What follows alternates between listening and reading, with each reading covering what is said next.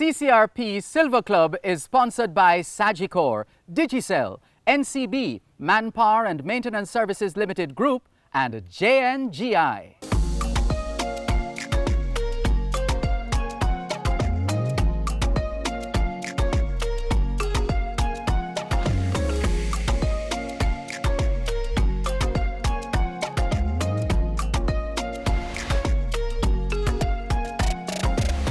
Older people are important members of any society and therefore have the right to live in dignity in later years. Welcome to the Ccrp Silver Club, a program that seeks to educate, entertain, and celebrate the lives of persons 50 and over. I'm Dervan Malcolm. The way the world is going now, the future is unpredictable and uncertain. I know that God gave me the opportunity to shoot the sequence, and what I heard, nobody else have until today. So especially on a Sunday, lots of seniors are here. And it's very nice to look at all the animals, and that's what they do. He's a transformational leadership coach with a distinguished career in both the public and private sectors, education institutions, and regional and international organizations. We're talking about none other than Professor Neville Ying. This book is drawing your attention to the fact that all of us need to be transformed because we all have to respond to major disruptive forces which affect our lives and livelihood wherever we are in the world. A servant leader is one who does two things. They serve people and they try to transform their lives so that they improve the quality of other people's lives. We are dealing with a lot of disruptive forces in our lives. And because of that, each of us, including our organizations, whether you are in the public, private, or social sector, we all need to transform. The first book is really speaking about what shaped me as a servant leader. From my early childhood experiences to what happened to me in different institutions, elementary school, to high school, to colleges and universities, and to my early working career. And what episodes in those experiences helped to shape certain servant leadership qualities in me. Relate, care, and share. And so that's essentially what the first book was about. So the sequel to it now is, having been shaped as a servant leader, what do you do with all this set of competencies and skills that you have acquired in order to shape organizations? And that's why it's called Servant Leader in Action now. There are actually 7 things that I focus on. The first are 3 essential competencies that you must have. One of them is strategic thinking. The way the world is going now, the future is unpredictable and uncertain. And so all of us have to plan different scenarios. You have to have a plan A, a plan B, and a plan C. Then you have to have what we call emotional intelligence competencies, because people are now being forced to come out of their comfort zone, to question the status quo, and to get ready to swim in what I call the uncharted waters of radical change. And so they're going to have fears, and they're going to have concerns, and they're going to have expectations. You have to have conversations about what will the future look like, your vision. Another conversation about how we build team spirit amongst us. And the third is, how do we translate all this creative thinking into innovative actions? The third area I focus on is emotional intelligence. We have to have an understanding of our own emotions and how we manage them. Now, in addition to those 3 competencies, you have to combine them now with 4 critical success factors. And the first and most important one is empowering other people. And what this means in terms of real transformation is that I have to build in you your creative capacity and your capacity to make decisions on your own. The next thing is that you have to be willing to take risk. No one is going to succeed in life now with all this uncertainty except you take it. So risk-taking becomes another very important issue. Thirdly, creative ideas have no value except there is money to implement them. So I speak about the importance of financing. And the next thing I speak about is that all organizations rest on the pillars of what we call their core values. We have to all now cope with 4 major disruptive forces. Right now we're thinking about COVID-19 and its variants. We also are resting our attention around monkeypox, and we can't lose sight of the fact that we still have to focus on HIV and AIDS. Now the next thing is that we have rapid changes in technology. The world is being digitalized at a rapid rate. Artificial intelligence is taking over, and so we have to be concerned about how do we cope with all this. People are fearful about losing their jobs now because they think artificial intelligence and robots are going to take over. We also have to get accustomed to working in different modalities, working from home, working from anywhere, and all of that now brings up the question of work-life balance. Right now we're thanking God that we have passed through September or middle of it and we don't have any major hurricanes. Then in addition to all of that, you have international crises. Right now we are focusing on the war between Russia and Ukraine because everybody in the world is affected by that.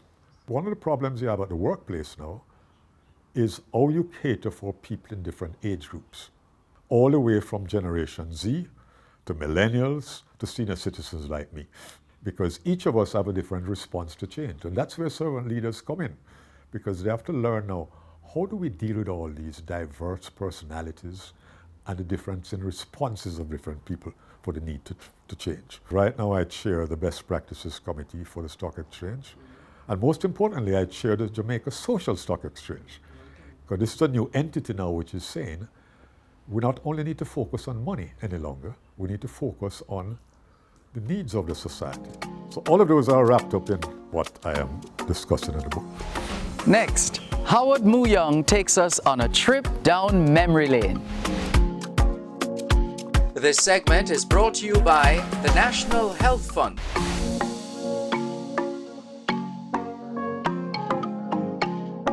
In 2022, Jamaica celebrates 60 years as an independent nation under the theme Reigniting a Nation for Greatness. Let's take it down memory lane with Howard Moo-Young. I'm Howard Moo-Young, and I'm an award-winning photographer, graphic designer, and artist. Every time I see it on TV, I can remember it very well because I was right there beside Princess Margaret in front of Bustamante and Blackburn, because I was a Boy Scout. I was 18 years old in my uniform, and I was a Sea Scout at Wolmer's, and I chose boys from different groups to join to be at the national arena. But the main thing that I remembered was, first of all, I'm going to be the future then. And I remember a question that popped in my mind.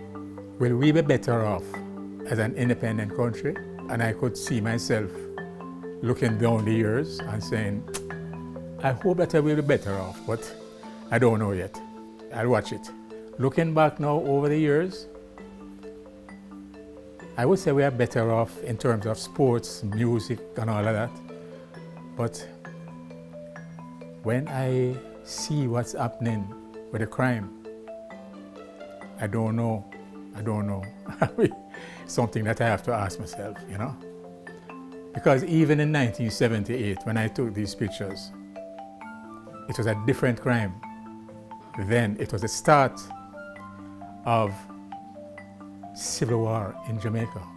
1978, we were on the brink of civil war. It was so bad that I wasn't even thinking of going to the stadium. It was very bad. In those days, it was brother against brother, sister against sister, mother against father. It wasn't crime as such, but the whole situation was different. Strictly politics. That photo up there, that was Bob Marley at 18 years old. And he saw Jimmy as an idol. So he dressed up like Jimmy on the 18th birthday, went out and take the photographs. You see him there, it looks like Jimmy Cliff. And it's the only photograph, I've never shown it to the public. Right, that is a drawing that I did. But you notice his left hand is up, And I was reading where, of course, at the time, he was taking a very serious interest in palm reading. That concert was a serious concert, right? The events that took place that night was not supposed to take place. It wasn't planned. That concert was in aid of trying to bring the people together for peace, P-E-A-C-E.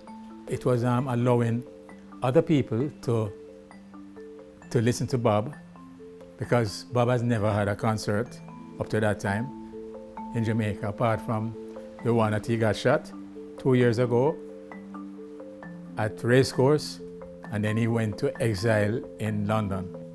His good friend was the one who went back to London to talk to him to try and bring him back for the concert. Masop, the African Orthodox priest, was chosen as the person who would be in charge of the whole committee. They called it the Peace Committee. The Peace Committee was made up of different factions, JLP, PNP, and they all came together under the Brotherhood of Peace to show that it could be done. My company, Moo-Young Butler Associates, was chosen by the committee to do all the publicity for the concert. So I went there both as a person who was interested in photography and also as a person who was in charge of advertising the concert and trying to bring the people together. The Diplomatic Corps was there, Chief Commissioner of Police, the Chief of Staff of the JDF. Siaga was there with Mitzi. Michael was there with Bev. When I was planning to go to the show tonight, up to 6 o'clock in the evening, I only had one roll of color. It wasn't like today where you had the digital, right? It was film. While I was shooting, when I reached about half roll, I heard a voice say to me, "Stop shooting now, because something is planned on stage that you don't know, and you will have to take it for posterity." So I just roll up the film. When I say roll up, I stopped shooting, put this film under my t-shirt and had it there while all the different photographers from the BBC, from America, the Japanese, everybody was looking. They were just there to shoot, right? But I knew that something more important is coming. If you want, you can see it now, you know. You can still go on the YouTube and see the show. See the same clothes that Bob had worn. And the designer of that outfit was Claude Massop's wife, Sid Massop. That picture up there with the three, Bob, Siaga, and Manley, that was taken there. I think I took about 7 to 9 shots.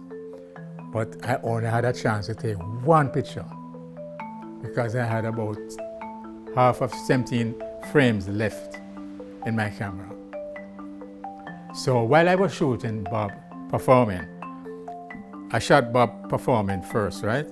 So while I was shooting Bob, I only heard him say, "Will Michael Manley and Eddie Siaga join me on stage?" Now that was the key to tell me, take out my camera. So I took out my camera. That time people running all around now.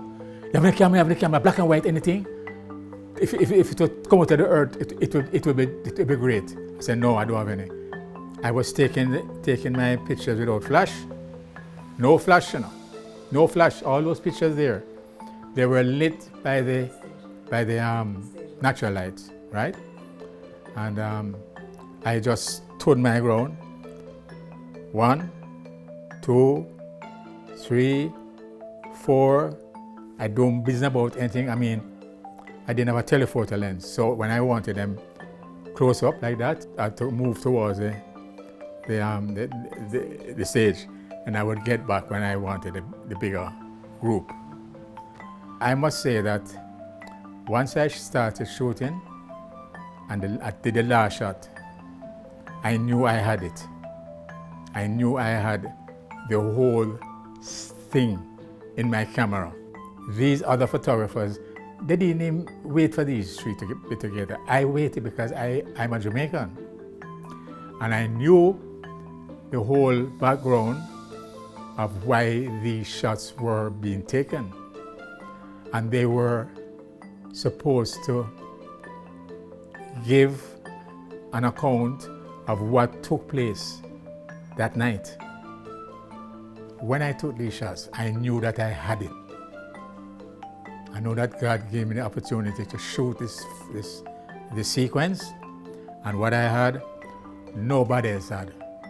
Nobody else had until today.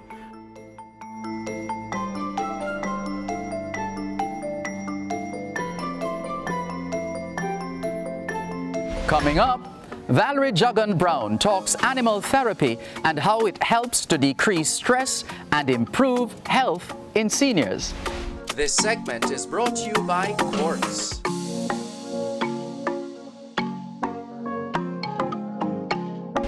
A visit to the zoo is an excellent way to get an aging adult out and about.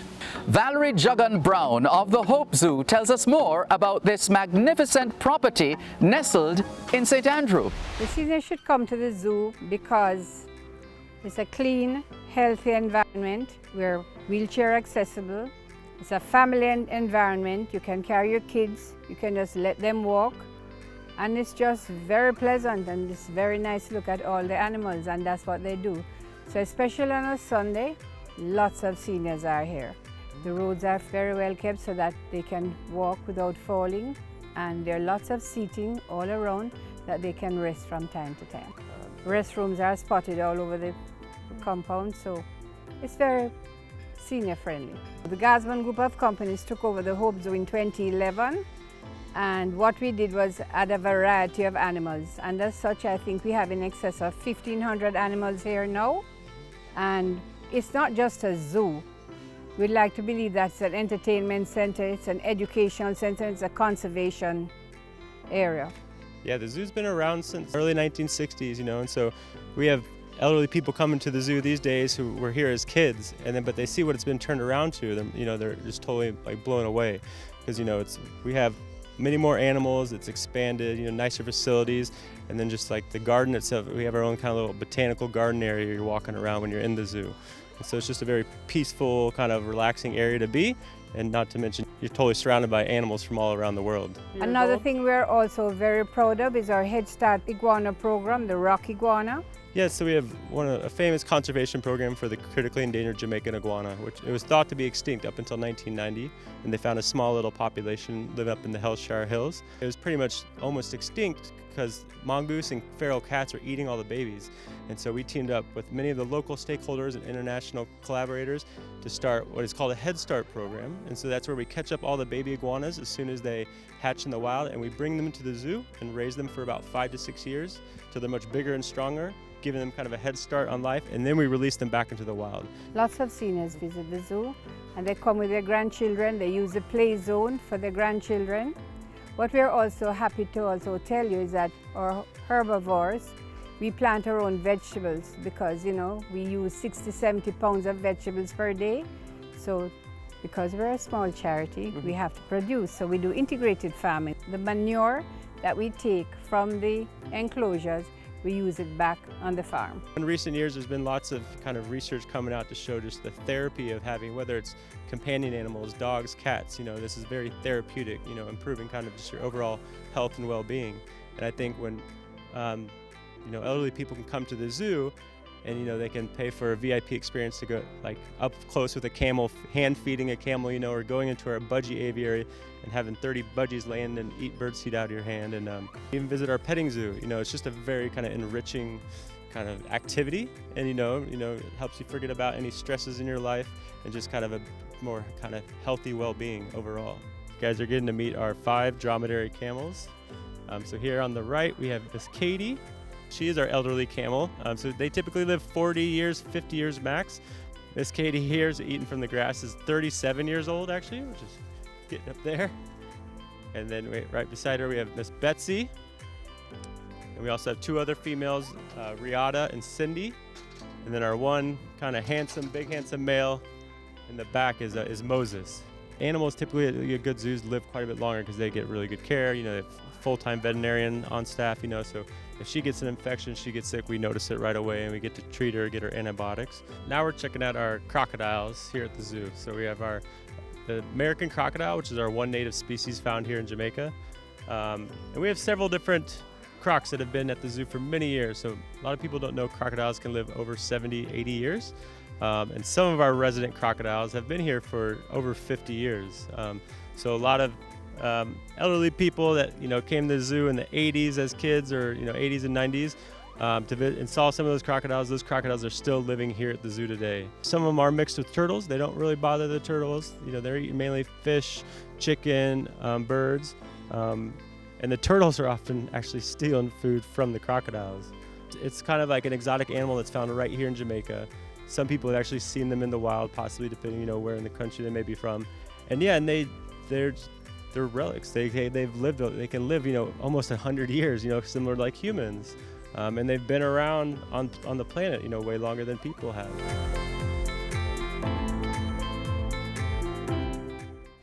That's it for this episode of the Ccrp Silver Club, where we keep you informed and educated about matters concerning you, our seniors. See you next week.